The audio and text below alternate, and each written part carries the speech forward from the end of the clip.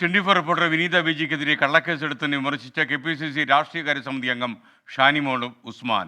പിണറായി വിജയൻ പൂർണ്ണമായും ഫാസിസ്റ്റായി മാറിക്കഴിഞ്ഞു എന്നതിൻ്റെ തെളിവാണിത്. ഹിറ്റ്ലറുടെ മറ്റൊരു രൂപമായി പിണറായി വിജയൻ മാറിയെന്നും ഷാനിമോൾ ഉസ്മാൻ. പിണറായി വിജയൻ പരിപൂർണമായും ഒരു ഫാസിസ്റ്റായി കഴിഞ്ഞിരിക്കുന്നു എന്നുള്ളതിൻ്റെ തെളിവായിട്ടാണ് ഞാനിതിനെ കാണുന്നത്.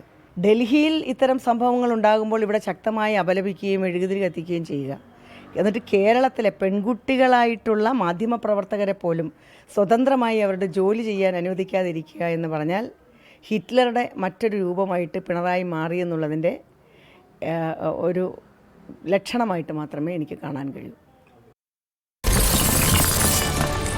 24 അഞ്ചിന്റെ വജ്രത്തിളക്കം.